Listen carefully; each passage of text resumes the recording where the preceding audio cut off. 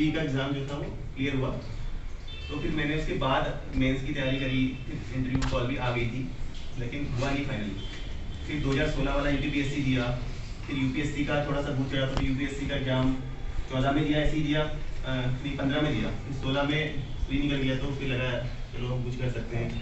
फिर वहाँ भी मतलब 6 के 6 अटेम्प्ट एग्जॉस्ट हो गए थे मेरे, वहाँ भी मतलब मैंने ज़्यादा कोई सक्सेस नहीं मिली, तो 3 बार फ्री निकला मेरा, मेंस लिखा 3 बार, लेकिन ऐसी कोई सक्सेस नहीं मिल पाई जो मतलब मैं चाह रहा था। अब उसी के बाद फिर ये यूपीएससी का एसीएफ का एग्जाम आया, तो इसमें थोड़ा इसका आपको पता ही है पैटर्न थोड़ा अलग होता है। यहाँ पे क्या होता है कि टेक्निकल सब्जेक्ट होता है आपका, तो मेरा इलेक्ट्रॉनिक्स इंजीनियरिंग था, तो थोड़ा सा एडवांटेज मिल गया इंजीनियरिंग सर्विस का, थोड़ा वहाँ का यूपीएससी का, तो ये हो गया मतलब लकी।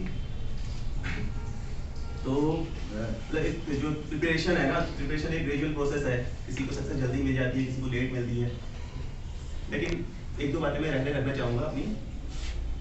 एक तो क्या है कि आप किसी कॉम्पिटिटिव एग्जाम की तैयारी कर रहे हैं, तो आपका जो कंपटीशन हो रहा है वो आपके जैसे लोगों के साथ ही हो रहा है। हर आदमी तैयारी करके आ रहा है, तो आपको भी एक थ्रेशोल्ड लेवल ऑफ नॉलेज होनी जरूरी है पहले, सबसे पहले। तो लगभग आप देखते हैं कि जो लोग तैयारी करते हैं वो लोग सेम ही बुक्स पढ़ते हैं लगभग, जो बेस्ट बुक मार्केट में उसी को सब लोग पढ़ते हैं, और सभी लोगों की नॉलेज लगभग सेम हो जाती है एक स्टेज पे आने तक, लेकिन उस थ्रेशोल्ड लेवल ऑफ नॉलेज तक आने में टाइम लग जाता है कई बार। कोई इसमें 2 साल लगा देता है, कोई इसको 6 महीने में एक्वायर कर लेता है। तो पहली प्रोसेस आपकी होनी चाहिए कि जो एक मिनिमम बेसिक रिक्वायर्ड नॉलेज है वहाँ आप जल्दी से पहुँच जाए, क्योंकि वो बहुत ज़्यादा टफ भी नहीं है, और उसके लिए आपको लिमिटेड नंबर ऑफ बुक्स पढ़नी है। तो जैसे मैंने वो बहुत जल्दी एक्वायर कर लिया था, मतलब बहुत जल्दी पढ़ लिया था उसको, क्योंकि पता रहता है आपको भी। उसके बाद फिर कंपटीशन शुरू होता है कि अब आपको उन लोगों को आउट क्लास करना है जो लोग मतलब आपके बराबर नॉलेज वाले उससे पहले भी तैयारी कर रहे हैं। तो वहाँ पे थोड़ा सा लक फैक्टर भी काम करता है, आपकी किस्मत भी सही होनी चाहिए, क्योंकि 1 नंबर 2 नंबर से रुक जाता है कई बार लोगों का सिलेक्शन, तो फिर आप लक पे छोड़ दीजिए।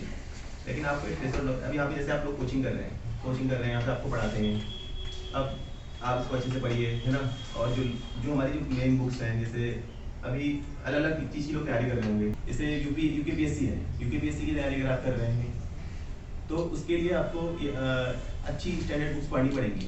लगभग उसका लेवल जो है अपर पीसीएस का खासतौर पे यूपीएससी जैसा ही हो जाता है, उस लेवल कॉम्पिटिशन हो जाता है।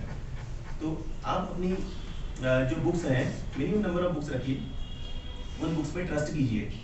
किसी ने कहा कि अरे एक नई बुक आई है मार्केट में, उसको ले लिया, कई बार हम इस चीज़ में भी हो जाते हैं, अपना टाइम वेस्ट कर देते हैं, क्योंकि टाइम जैसे सबका टाइम लिमिटेड है। अगर आप 4 घंटे भी पढ़ रहे हैं, लेकिन आप लगातार पढ़ रहे हैं, रोज पढ़ रहे हैं, तो over the period of time वो बहुत बड़ा वो हो जाता है, इन्वेस्टमेंट हो जाता है टाइम का। तो आपको लगातार जो है मेहनत करनी है, 2-3 घंटे एनफ है, ऐसा नहीं है कि बहुत ज़्यादा। जब आपका एग्जाम नजदीक आता है आप ज़्यादा पढ़िए, और जिस टाइम आप पढ़ाई कर रहे हैं, मतलब 2-3 घंटा जो आप दे रहे हैं, टोटल फोकस होकर दीजिए, फोकस होकर पढ़ाई कीजिए, उसमें कोई डिस्ट्रैक्शन नहीं होना चाहिए, और कोशिश ये कीजिए कि इस तरह से पढ़ो कि आपका मन लगे इसमें पढ़ने में, मतलब आपको अच्छा लगे। अपनी अपनी हैबिट होती है, जैसे मुझे लिख के पढ़ना अच्छा लगता है, मतलब कोई चीज़ पढ़ना हो मुझे, मैं लिखते रहता हूँ उसको, तो उससे मुझे मैटर नहीं करता कि मतलब मैंने एक बार लिया उसमें आ रही है, दोबारा फिर मैं लिखने की आदत है, तो किसी को लिखने की आदत होती है, कोई जोर से पढ़ के बोल के याद होता है, अल्टीमेटली याद ही करना है हमें। और उसके बाद फिर एग्जाम जो है, जैसे समूह यूपीपीएससी प्री, जो ऑब्जेक्टिव लेवल के एग्जाम है, ये रिकॉग्निशन के एग्जाम है, तो इन एग्जाम्स में आपको ज़्यादा मतलब ये नहीं करना है कि बिल्कुल रट देना है, मुझे रिकॉग्नाइज ही तो करना है आंसर आपको, तो आप रिकॉग्निशन करना है आपको, उसी लेवल की पढ़ाई कीजिए। आप अपनी डायवर्सिटी बढ़ाए, मतलब ज़्यादा पढ़िए, आप बार बार पढ़िए, ऐसा मत सोचिए कि यार ये हुमायूं के बारे में 10 पॉइंट है तो मुझे 10 के 10 याद करने हैं, 4 याद हो जाएंगे, 6 आपको याद नहीं होंगे, लेकिन जब ऑब्जेक्ट ऑप्शन में आएंगे उसमें से आप एलिमिनेट कर लोगे उसको। तो इस तरह की चीज़ें भी इसमें वर्क करती हैं। और इसी तरह से आप मेंस की तैयारी करते हैं, तो मेंस की तैयारी थोड़ा डिफरेंट होती है। अब आप जैसे लोअर पीसीएस भी दिया होगा आप लोगों ने, और अपर पीसीएस देंगे, तो मेंस में जब आप तैयारी करेंगे, तो मेंस की तैयारी मुझे जो लगता है कि वो प्रीलिम्स से थोड़ा सा आसान लगती है, क्योंकि मेंस में आपका सिलेबस लिमिटेड होता है, वो बाउंड्री में होता है, उसी बाउंड्री के अंदर आपको पढ़ना होता है। इवन आपको टॉपिक दे दिए गए होते हैं एग्जाम में कि ये टॉपिक है, ये टॉपिक है। यूपीएससी का आपने सिलेबस देखा होगा, यूपीएससी का वो लिमिटेड होता है, तो आप वहाँ पे नोट्स बना के वहाँ पे आप थोड़ा सा डेप्थ में जा सकते हैं, और वहाँ पे आप डिस्ट्रैक्ट भी नहीं होंगे ज़्यादा। तो जब आप मेंस की तैयारी करेंगे, तो उसमें मेरा मानना है कि आपको 3 चीज़ें आनी चाहिए। एक तो आपको कंटेंट पता होना चाहिए, ऐसा नहीं किसी को बहुत ज़्यादा पता हो, किसी को कम पता, थ्रेशोल्ड लेवल का कंटेंट आपको पता होना चाहिए। दूसरा, आपकी यूपीएससी में खासतौर मैंने देखा, और यूपीपीएससी में भी देखा, क्वेश्चन छूट जाते हैं, आते हैं लेकिन छूट जाते हैं, स्पीड कम होती है हमारी, तो आपकी स्पीड अच्छी होनी चाहिए, स्पीड पर आपको काम करना पड़ेगा। उसके लिए आपको प्रैक्टिस करनी पड़ेगी। स्पीड बढ़ाने का एक तरीका है, आप लिखेंगे तो स्पीड अपने आप बढ़ जाएगी। और तीसरी चीज़ आपका जो आंसर लिखने का तरीका है, सेम नॉलेज आप अलग तरीके से रिप्रेजेंट कर रहे हैं, अलग तरीके से रिप्रेजेंट कर रहे हैं, वो आपको इम्प्रूव करना होगा। उसके लिए आपको क्या करना है कि आप टॉपर्स के आंसर देखिए, जो कॉपी होती है, मतलब टॉपर्स मेरा कहने का था यूपीएससी जो टॉपर्स होते हैं उनकी आंसर कॉपी आप देखिए, नेट पे अवेलेबल है। आप अपने मेंटर जो है उनसे गाइडेंस लीजिए कि सर मैंने ये क्वेश्चन का आंसर लिखा है और इसमें मैं क्या इंप्रूवमेंट कर सकता हूँ, या मैंने इसमें क्या चीज़ें ऐसी छोड़ दी हैं जो कि मतलब इजीली इंटरप्रेट की जा सकती थी। तो इन तीन चीज़ों का आप ध्यान रखिए, तो आपके मेंस के आंसर भी अच्छे होंगे। बाकी परसिस्टेंस आप रखिए, मतलब लगातार आप काम करते रहिए, तो सक्सेस मिल जाएगी। सभी को सक्सेस नहीं मिलेगी, क्योंकि कोई भी एग्जाम होता है 10-50 सीटें होती हैं, तैयारी 5000 लोग कर रहे हैं, इसमें 1000 लोग बहुत मेहनत कर रहे होंगे, लेकिन कभी ना कभी मिल जाएगी। आगे पीछे थोड़ा हो सकता है। तो यही मेरे कुछ पॉइंट थे, मेरी तरफ से इतना था। आपको कुछ पूछना हो तो?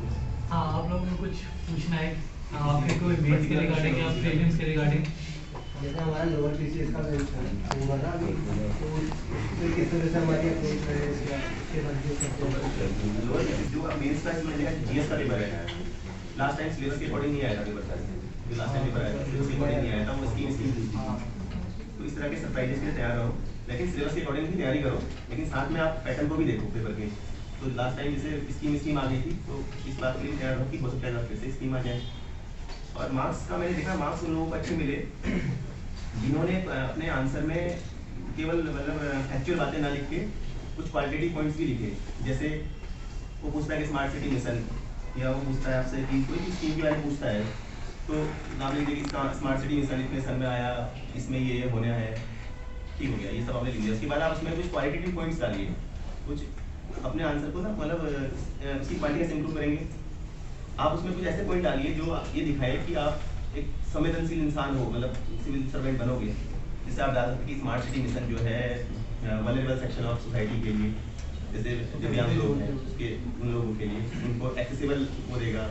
सोसाइटी से जोड़िए, एनवायरनमेंट से जोड़िए चीज़ों को, और उसके फायदे दिखाइए, लॉन्ग टर्म और शॉर्ट टर्म दोनों फायदे उसके बताइए आप स्कीम के क्या होंगे। आपने खाली स्कीम के बारे में लिख दिया, आपने ये नहीं लिखा पीएम अगर जनधन योजना आया तो आप लिखिए फाइनेंशियल इंक्लूजन होगा, इससे लोगों का क्या फ़ायदा होगा, लॉन्ग टर्म बेनिफिट्स, ऐसे आप लिखेंगे तो जो आपके आंसर्स हैं वो ऐसा लगेगा कि मैच्योर पर्सन के आंसर्स हैं। बाकी अगर आप सीधे लिखेंगे कि ये स्कीम 2015 में आई है, ये होता है, खत्म, नहीं, एक दो पॉइंट और लिखिए, एक्स्ट्रा माइल जाइए, एक्स्ट्रा नंबर मिलेगा, आधा नंबर एक्स्ट्रा मिलेगा। तो ये जीएस के लिए है। बाकी हिंदी का जो है वो उसमें जो आता है, मतलब एक तो ऐसे आता है और एक पत्र लेखन आता है। तो ऐसे के लिए आप टॉपिक गिवन है तरह से, तो ऐसे आप लिखिए, मॉडल ऐसे लिखिए। ऐसे का तो स्कोर ऐसे ही बढ़ जाता है कि आप ऐसे लिखते जाइए। तो आपके ऐसे में जो बेसिकली क्या होता है कि आप उसका इंट्रोडक्शन लिखना, कंक्लूजन लिखना और उसकी बॉडी, ये तीन चीज़ें होती हैं। तो इंट्रोडक्शन को अच्छे से अच्छा बनाइए, कंक्लूजन को अच्छे से अच्छा बनाइए, और उसकी बॉडी में ना हर प्रकार की चीज़ों की बात कीजिए, केवल एक ही चीज़ नहीं। जैसे होता है, अप्रोच चलता है पॉलिटिकल, सोशल, इकोनॉमिक, इस तरह से बोलते हैं।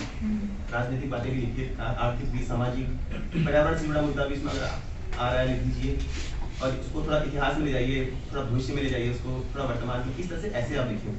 तो आप इस तरह से अप्रोच कीजिए।